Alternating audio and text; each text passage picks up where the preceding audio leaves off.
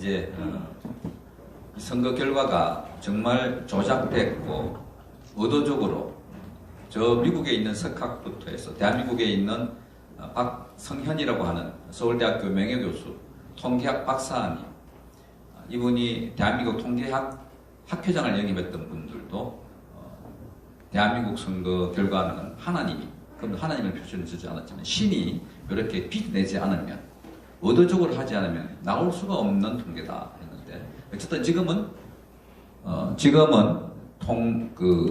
부정투표라는 건 이제 빼도 박도 못하는 사실로 굳어져 가고 있습니다.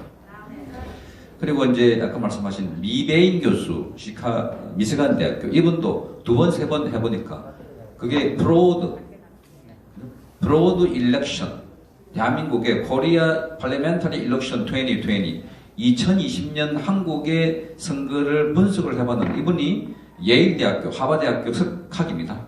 이분이 조사를 해보니까 두 번에 걸쳐서 해보니까 리인포스드, 여기 리인포스드는 더 강화됐다. 조사를 해보면 해볼수록 부정투표가 더 강화된 거다. 그게 메일로 언론에 다 공개됐고, 이미 대한민국의 유튜브들이 통해서 이것을 지금 검증하고 있습니다. 그러니까 대한민국에 유튜브가 없었다면 지금 이 나라가 어떻게 됐을까? 아마 국회의원 선거도 못 치르고 끝났을지도 모릅니다.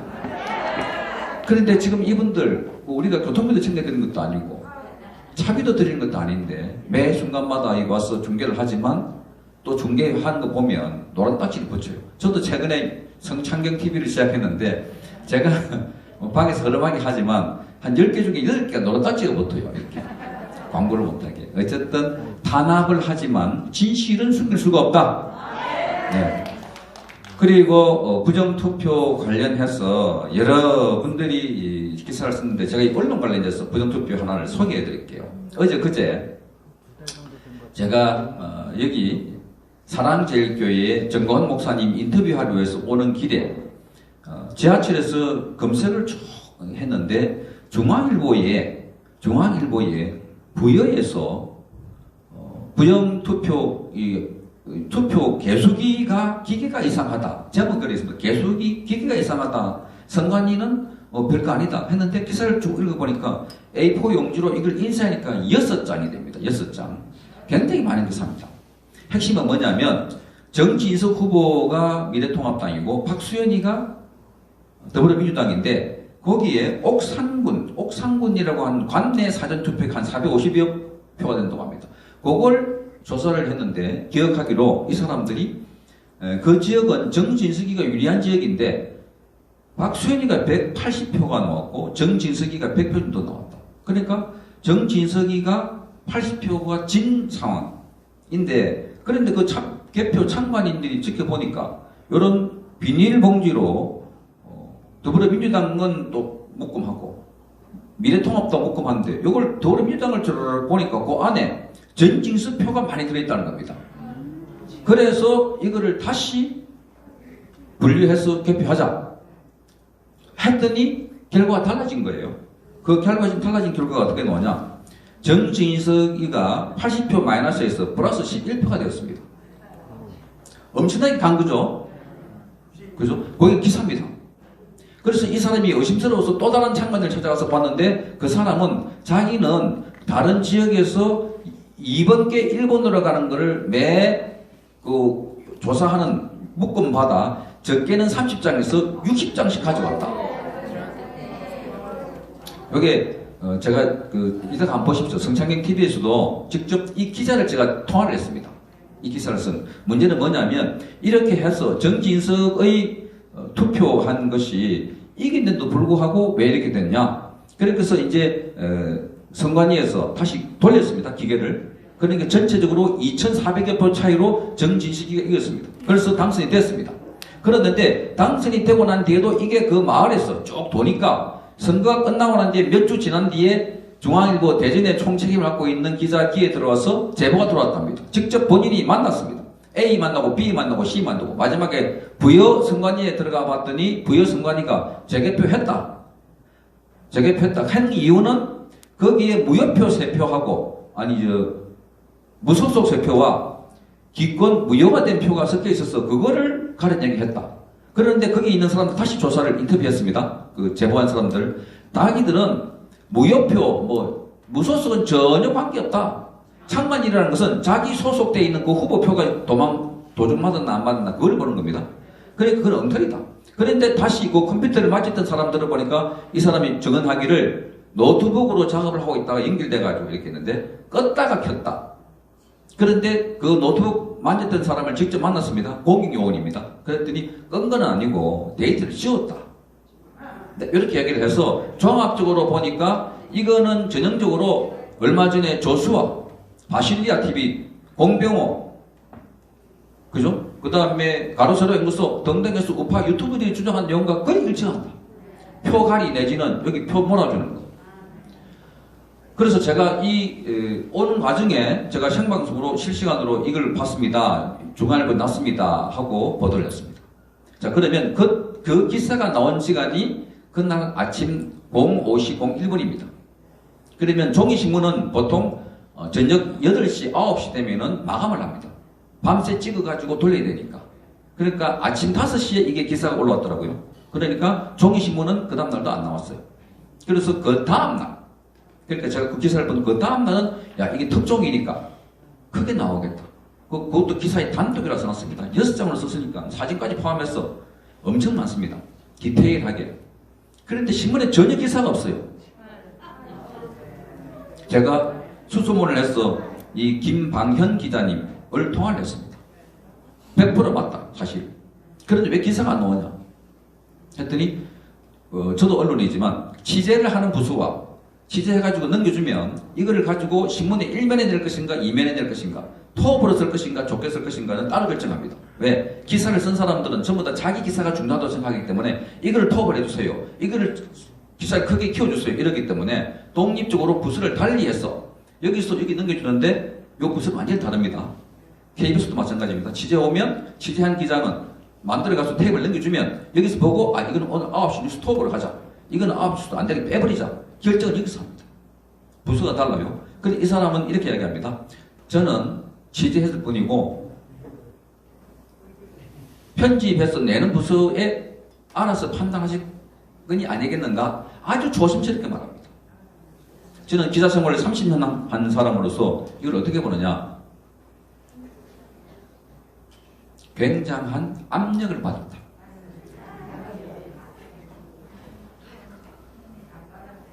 기자가 기자를 써서 넘겼을 때는 그거를 못 넘기기 못합니다. 받았는데 인터넷에 올라오고 난 뒤에 이 기사를 나중에 검색하니까 검색이 잘 안 돼요. 안 나타나요. 그래서 제가 오면서 지하철에서 이걸 카피해가지고 제 노트북 컴퓨터에 핸드폰에 스마트폰에 그걸 저장을 해놨습니다. 글자를 카피하고. 그래서 저는 그 원고를 갖고 있습니다. 제 유튜브에 들어있습니다. 근데 제가 이 말씀 드리는 이유는 이 기자는 제대로 취재를 했는데 중간에 보니까 말을 많이 부드럽게 해놨어요. 갭 금표기 이상 있다가 아니라 제가 보니까 조작이다. 그 내용들을 보면 A표가 B로 가면 그래서 마이너스 80표 적고 있었던 것이 그죠? 플러스 11로 됐으면 완전히 조작된 거 아닙니까? 그런데 이 사람들 이야기가 뭐냐면 그 기계가 돌 때마다 결과가 달리 나오더라 하는 인터뷰를 집어넣어놨어요. 그러니까 이 기계가 할 때마다 누가 서버를 연결해가지고 누릴 때마다 이 예상치 못하게 이런 클레임이 이런 문제 제기를 할 줄 몰랐던 모양이죠. 어쨌든 그렇게 돼서 이 기자는 오래된 기자입니다. 신참이 아닙니다. 거기 대구 대전 지역을 책임지고 있는 본사에서 내려간 아주 유능한. 그런데 그걸 제가 이제 받아들이기에는 이런 기사는 이제 썼을 때 많이 마사지를 해가지고 많은 부분 중에 빼내고 이렇게 부드럽게 해가지고도 올리는데 요거를 차마 신문으로 냈다가는 큰일 나겠다 하는 이미 인터넷 올린 걸 보고 누군가가 연락을 했을 것이다. 중앙일보. 단축을 빨리 말할 것이 없으니까 JTBC 문 닫아야 돼요. 중앙일보. 세무조사 들어갈까? 홍석현이를 봐서라도 그러면 안 되지? 하지 않았을까? 대통령, 과거에 저도 기자 생활할 때 특종을 해오거나 정권에 무거운 거 들어오면은 갑자기 선배가 부릅니다. 좀 보자고. 기사를 봐가지고 왜 기사를 보는 메커니즘을 잠깐 설명드릴게요. 취재기자가 취재를 해오면 그대로 뉴스 내는 게 아닙니다. 그 위에 차장, 부장, 국장이 있습니다. 취재기자는 현장에 보고 온 거를 의욕이 넘쳐가지고 이거 많이 씁니다. 그러면 그 쓴 것 중에 요렇게 잘라냅니다. 10장 써오면 한 2장, 3장으로 줄여줍니다. 말도 매끄럽게, 오탈자 없게, 논리적으로. 그 다음에 차장 다음에 부장은 야 이거 내도 되겠니? 차장은 처음에 요 글자가 한자로 이게 을이냐 럴이냐 뭐 이렇게 그런 그 오탈자를 주로 보고 팩트를 보고 부장부터 국장까지는 뭘 보냐면 뭐 그게 정치에 무관한 사항 같으면 그냥 대강 봅니다. 그런데 민감한 사항들은 갑자기 이 사인 안 해주고 잠깐 와가지고 차잔 마시자 뭐 집 애 잘 크나 뭐 이런 거 물어봤습니다. 그리고 기사는 넘겼는데 나는 집에 가면 내일 아침에 기사가 톱으로 나올 거다 생각하는데 퇴근하는데 전화가 와요. 이를테면 좀 보자고 어디냐 어디 술집에 있는데 오라고 밥이나 먹자고 그러면서 그때부터 술을 진탕 먹이거나 그 시절에는 심지어 룸사람도 데리고 왔습니다. 촌지도 줬습니다. 그래서 막았습니다. 이 후배 기자가 또는 이 기자가 술을 먹고 촌지까지 받았으니까 이제 그 위에 선배가 인간적으로 담배도 태우면서 집에 뭐 걱정 없나 온갖 효율을 하지 않겠습니까? 그런 시절이 과거에 한때 있었습니다. 저도 기자 생활을 30년 했기 때문에 그런 과정을 쭉 체험도 했고 경험도 했습니다. 그런데 대한민국 2020년 지금 분명히 토업으로 나서 대한민국의 중앙일보가 기사가 나면 그 다음에 조선일보가 나고 조선일보가 나면 또 다른 신문 조중동 포함해서 거의 대부분 언론들이 이걸 다루지 않을 수 없는 큰 물결이 내려오는데 그걸 스톱한 것입니다. 저는 그렇게 판단합니다. 부정투표가 있다고 여러 학자들이 말한 것을 그걸 신문 기사로 상세하게 서술을 해가지고 내오는 기사인데 그게 종이신문에 아침에 빠졌습니다. 중앙일보는 기본적으로 종이를 만드는 신문이지 중앙일보가 인터넷 신문이 아니지 않습니까? 그래서 제 기자가 전화 보냈더니 이 기자는 아주 원론적인 잡만 합니다. 저는 기사를 지냈을 뿐이고 그걸 내는 것은 그분들 판단입니다. 그러나 내용은 전부 다 맞습니다. 자, 그 다음에 여러분 조선일보가 얼마 전에 최보식이 만난 사람 코너에서 대한민국 최고의 통계학자인 박성현 교수 인터뷰를 낸 혹시 보신 분 계십니까? 그분 인터뷰에서 그분이 말씀하셨습니다. 통계학적으로 도저히 나올 수 없는 오류다. 이거는 투표로서 이렇게 나올 수 있는 확률은 나는 없다 본다. 지금 은퇴했지만 그래도 대한민국 서울대학교 최고의 통계학 교수입니다. 최보식 칼럼이라는 것은 저기 그 김문수 대표님도 전에 인터뷰를 해봤는데 한 면을 다 합니다. 거의 이만큼 크게 합니다. 그래서 이번 선거가 부정투표가 확실하다는 말씀을 조금 완화해가지고 도저히 있을 수 없다. 확률적으로 통계적으로 나타날 수 없는 결과다 했는데 어제 그저께 또다시 조선일보가 전 선거관리위원회 사무총장이라는 사람 인터뷰를 해가지고 이번 선거는 절대적으로 부정투표가 아닙니다. 일어날 수가 없습니다. 한꺼번에 여러 사람을 속여야 되는 일이 일어날 수 있겠습니까? 자, 조선일보가 똑같은 최보식이라는 사람이 그 코너를 통해서 한 번은 이 선거는 학자 입을 통해서 일어날 수가 없습니다 했는데 왜 갑자기 그 반대 입장을 실었을까? 또 전화 왔겠죠? 요거부터 제가 가서입니다. 띠리리링 해가지고 방사장 문 닫을래? TV조선 겨우 살려줬더니 내일부터 세무조사 들어갈까? 코리아나 호텔 조선일보 그거 맞지? 이거 한번 들어볼까? 장자인 사건이라고 들어보셨죠? 장자인 리스트 또 한번 만들어 볼까? 하지 않았을까? 그러니까 여기 있는 게 이래 왔다. 자, 이것만 봐도 지금 누군가가 대한민국 언론을 완벽하게 컨트롤하고 있다는 것 여러분 느끼시겠습니까? 그 일을 여기 계신 유튜브 여러분들이 대신하고 있다는 사실 여러분 박수 한번 쳐주십시오.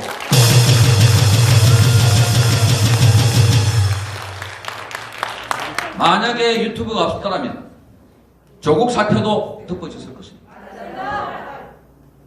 유튜브가 없었더라면 오늘 이런 집회도 우리 못하고 있는 거 아닙니까? 그런데 언론이 원래 하는 일은 그런 권력을 감시하고 견제하려고 지어놨는데 이것들이 권력을 감시하는 게 아니고 거꾸로 국민을 감시하는 말도 안 되는 일들을 지금 대한민국의 언론이 하고 있습니다. 문재인이가 왜 힘이 있냐? 군대, 경찰지가 아닙니다. 언론입니다.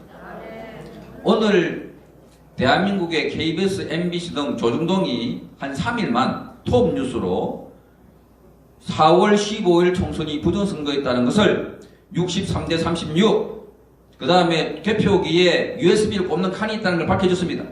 그리고 2번 표가 1번으로 올라가는 포착을 했습니다. 2번 표가 1번으로 올라가는 것, 또 기표가 안 된 표가 1번으로 올라가는 것이 포착이 됐습니다. 양천 어뢰서 유튜브에 다 나와 있습니다. 거기서 감시하는 공선감, 공명선거 감시단에서 찍은 카메라를 보니까 아니 기표가 안 돼 있는 무효표가 1번으로 탁 올라갑니다. 그리고 이 선거 개표기가 고장이 나서 들어보는데 여기 보니까 USB를 꼽고 있고 USB를 꼽는 선이 있습니다. 개표기는 그 자체로 다른 전선과 연결되어 가지고 전력을 받는 것 외에는 다른 정보를 주고받으면 안 됩니다. 밖에서 안에 들어가고 조작할 수가 있고, 그죠? 그게 IT 기술입니다. 아까 김경재 대표님 말씀하신 것처럼 우리 국민들이 전부 다가 지금 기자가 되고 PD가 되고 검사관이 되어버렸습니다. 전부 다 압니다. 그런데 저 멍청한 이 세력들은 국민이 그야말로 개 돼지인 줄 알고 숨기고 눌리면 될 거다. 투표 결과가 어디 옛날에 60년대에 막걸리 투표도 아니고 투표함 자체가 바뀌겠느냐? 아닙니다. 지금 드러나고 있는 곳곳의 증거를 보면 이미 부정투표라는 사실은 차고 넘칩니다.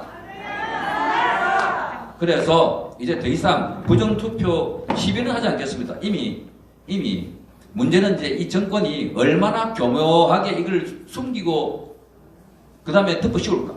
투표 용지를 발견했다고 하는 민경욱 의원도 벌써 투표 탈취 사건이라고 그동안 일체 보도하고 있지 않는 방송들이 민경욱을 향해서 그 투표 용지를 탈취했거나 탈취한 사람으로부터 받았다면 1년 이하의 징역, 뭐 몇천만 원 이하의 벌금 이런 식으로 겁박을 하고 있습니다.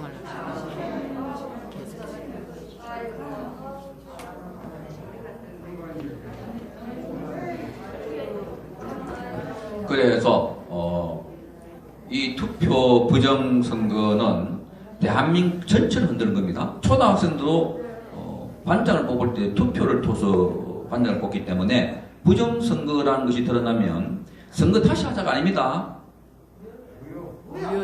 무효뿐만이 아니라 문제는 즉각 체포해서 구속해야 됩니다.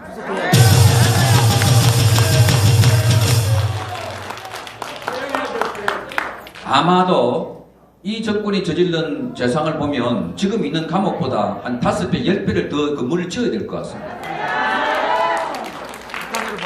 어느 한 군데 이 좌파 독재 세력에게 부역하지 않는 세력들이 없습니다. 언론, 사법, 군. 여러분 가운데 군대 얘기 하나 할게요. 군 이야기 나왔으니까. 아니 여기 우리 조 장군님 계시지만 김정은이가 20일 동안 안 나타나다가 그래서 우리 그 투표 이슈가 싹 한 번 덮인 적이 있습니다. 김정은 때문에. 그런데 갑자기 덜컥 나타나는데 그게 사실은 김정은이도 의심이 가요.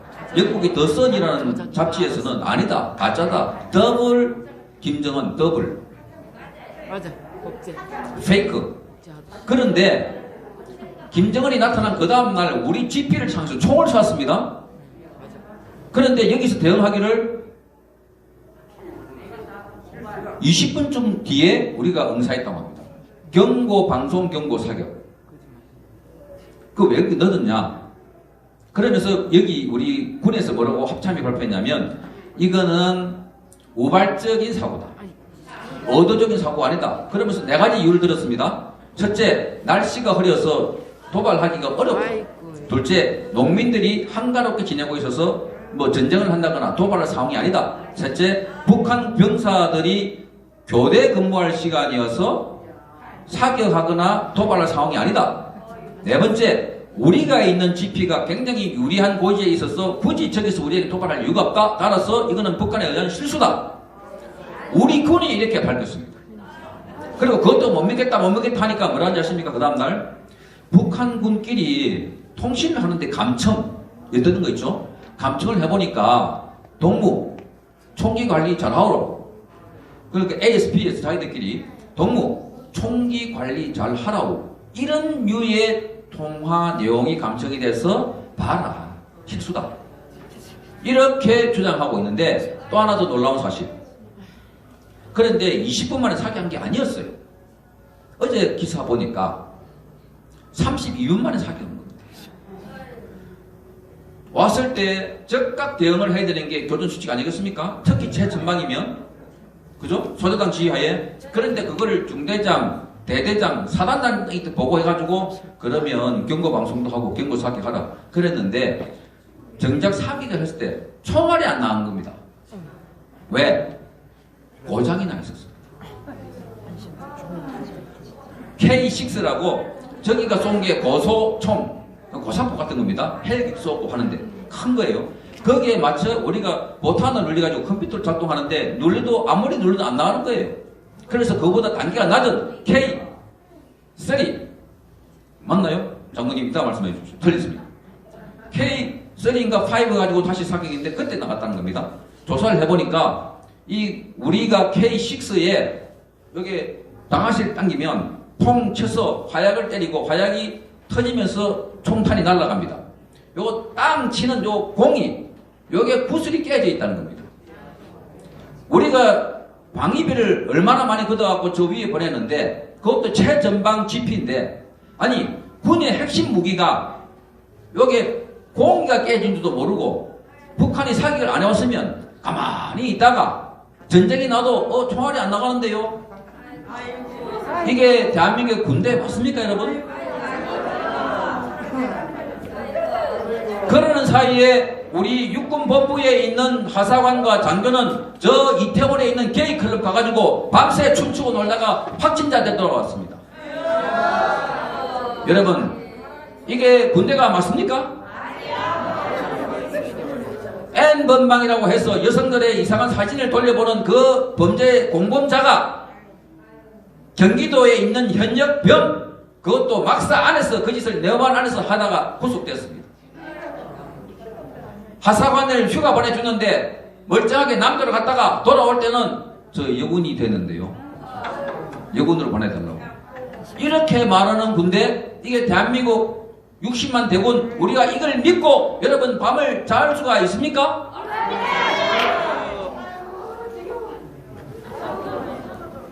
제 소리가 지겹습니까? 아니 저놈들 지겹다. 하사관을 포함한 병이 상사를 폭행을 하고 여군이 뭘 일을 시켰다고 여군을 사벌해가지고 폭행을 하는 이런 군대 적군이 총 쐈다고 그죠? 우리가 서해에서 군사훈련을 했습니다. 그게 국방일보에서 거기 서해에서 한 군사훈련은 9.19 남북 합의에 포함되지 않는 내용입니다. 그런데 국방일보에 적을 단호하게 무수고 뭐 이런 게 들어있었습니다. 그걸 듣고 북한에서 국방일보를 보고 남한에 대해서 적대적인 용어를 막 쏟아붓습니다.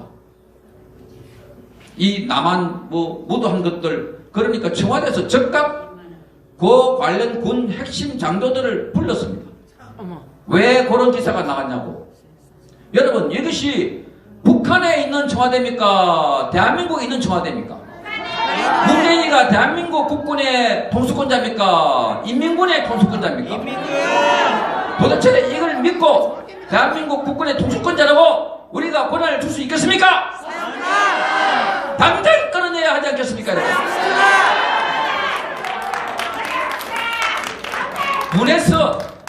문에서 잠이 오지 않았습니다.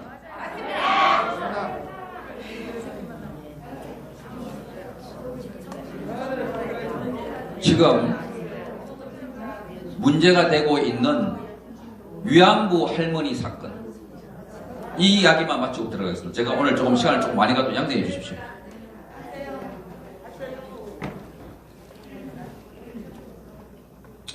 우리 시대에 가장 아픈 것 중에 하나가 위안부 할머니입니다. 과거 청나라 때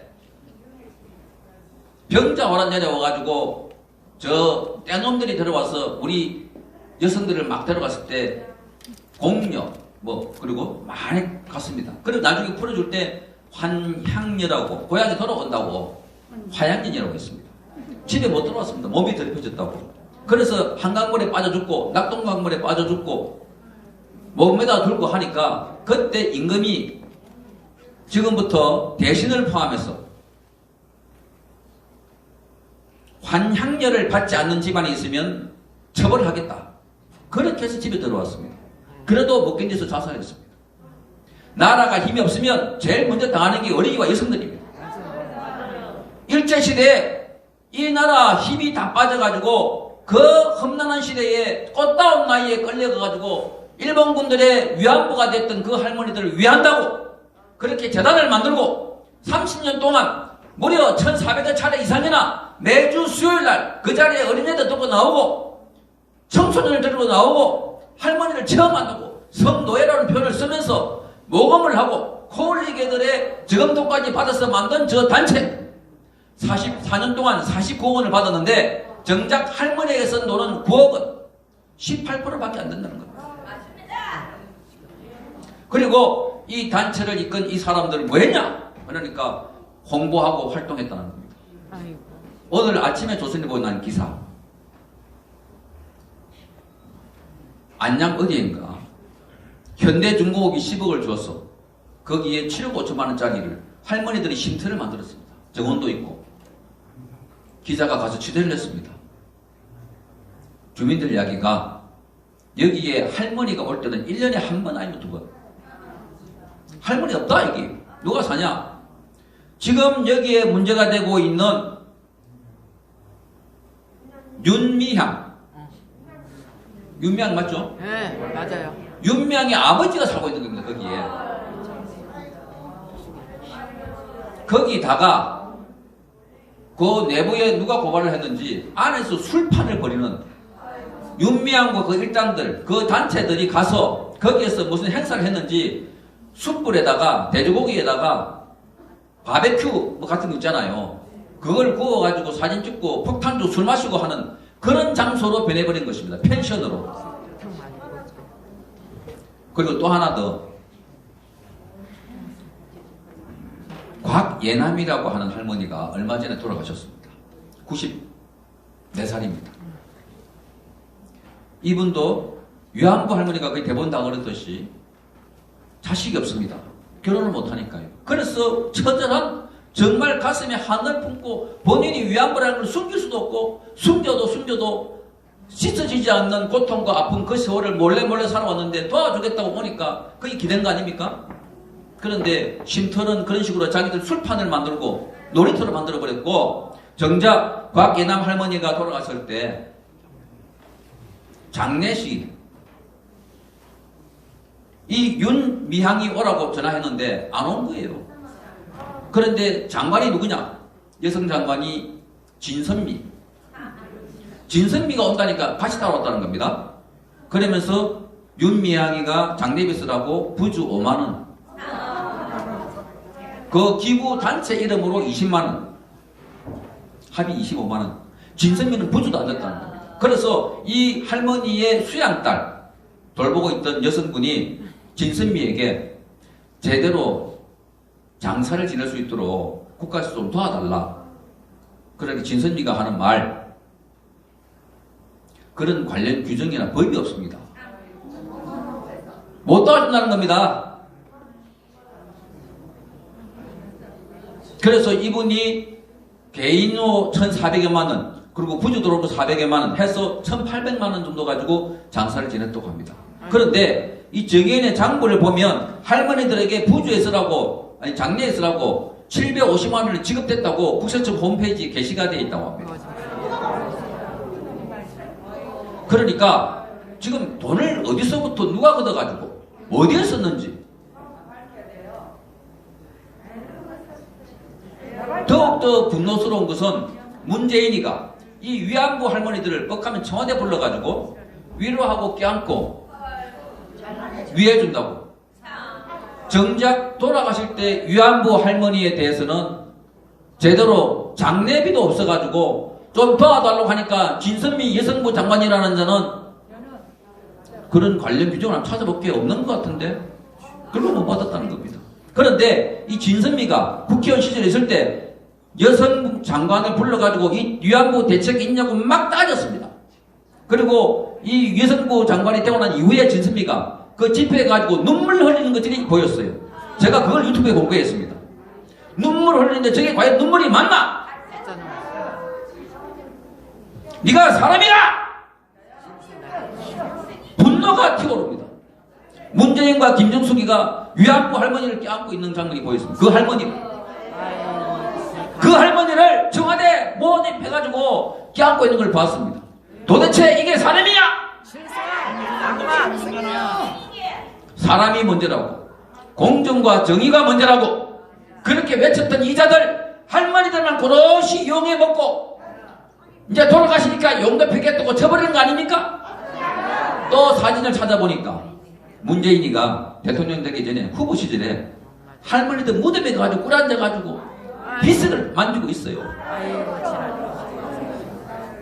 그것뿐만 아니라 정세균, 이낙연 이런 자들도 할머니 찾아가지고 큰절을 하고 이런 쇼를 한 것이 이 위안부 할머니들의 가슴에, 그래서 그 할머니가 정의연 해체하라, 윤명은 국회의원 되면 안 된다, 나를 욕먹었다. 그러니까 뭐라고 합니까?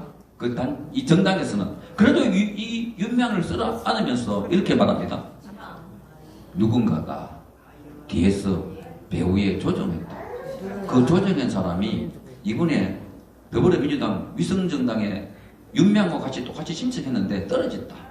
그 사람인 거다. 이런 식으로 작업을 하고, 또 하나는 이 단체가 뭐라고 공개적으로 기자회견을 하는 뒤에 우리가 이 위안부 할머니들의 공론화시키고 이 위안부 할머니들의 억울한 것을 해외에 알릴 때 당신들은 뭐 했나? 기자들 보고 뭐 했나? 친일 세력이 뒤에서 조정하는 거 아닌가? 친일 세력이 지금 이 위안부 할머니들의 인권을 위해서 활동한 우리들을 폄훼하고 분열시키는 거 아닌가? 그렇게 말하고 있는 자가 지금 어디 학교의 교수라고 합니다. 여러분, 대한민국은 망해도 너무 망했고 미쳐도 한참 망했는데 유독 우리 국민들만 모른다. 우리 국민들만 모른다. 속고 있잖아. 김봉남 할머니라는 분이 계십니다. 이분이 뭐 잘 알아진 분이어서 돌아가시기 전에 5천만 원을 모아가지고 이 정의연대 둬가지고 저 제1교표 학생들에게 좀 도와주라고, 장학금으로. 돌아가시고 나니까 물론 좀 도와줬습니다. 돌아오고 나시니까 이 할머니에 대한 부조가 그때 막 쇼를 합니다. 문재인은 이 할머니가 병원에 계실 때 가가지고 병원에서 눈물 맞아가지고 이렇게 그렇게 할 때 그 할머니가 내놓은 장학금이 어디서 있냐 나중에 보니까 사드 반대 단체, 북한에 트랙터 보내는 전농 단체, 이런 단체에게 지원금으로 들어갔더라. 장학금 일부도 주기도 하고. 그러니까 지금 이걸 보면 지금 우리가 너무나 이상한 나라에, 이상한 세상에, 이상한 체제를 만나서 대한민국이 엎어지고 넘어지고 뒤집어지고 있는데도 우리 국민들만 모르는 이유는 KBS와 MBC, SBS, YTN, JTBC, 조선중앙, 동항 할 것 없이 언론들이 입을 다물고 지금도 문재인이가 잘하고 있다고 하기 때문에 국민들만 모르고 있고 그래서 이런 유튜브가 찍어내는데 김무성이가 이 유튜브 머스한 놈들 가만히 두지 않겠다. 그리고 김세인이가 어제 인터뷰를 하면서 거구 유튜브를 잘라내지 않으면 우파는 죽는다. 여러분, 이게 오늘날 앞뒤가 바뀌고 위가 밑이 바뀐 대한민국의 모습입니다. 절대로 속지 마시고 반드시 힘을 모아서 함께 싸워